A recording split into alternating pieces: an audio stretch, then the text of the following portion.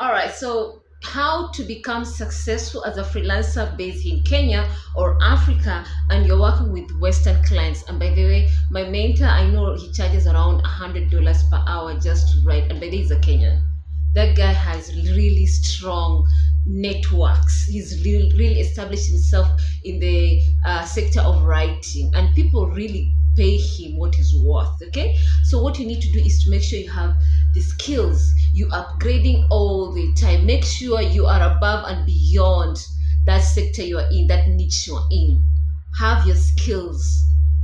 Every single day you're upgrading, because that's the only way you're able to compete as an African freelancer competing with a Western freelancer. That's the only way. Remember, Western companies have biases. They always look down on African freelancers. They always have that bias where they think we are low quality. So you need to be, overperforming. That's basically how you're going to beat the rest of the people in the game in this whole world.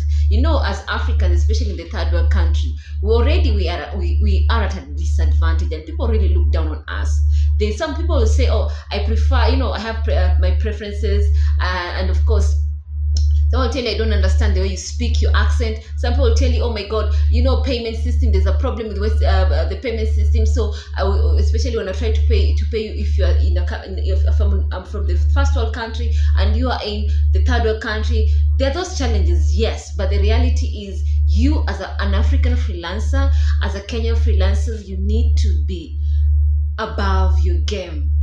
That is the only way you can be successful when it comes to remote work.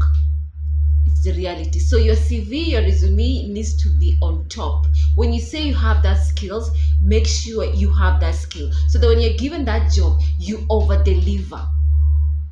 Yes, and you make sure you don't miss those deadlines. That is very, very important, because if you end up spoiling that one job, it can end up destroying your online career forever, because this client is going to write negative reviews.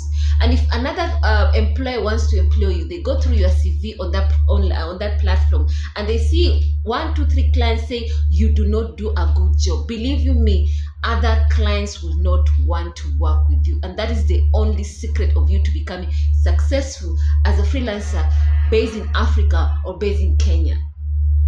All right, I know there's this thing where people say payment issue. Is true. For the longest time, Africans used to experience payment issue. Someone from Western country wants to pay you, but somehow they encounter challenges where they'll be told like they need to do several things in order to pay that money. So some Western companies usually refuse to hire Africans, or should I say Kenyans,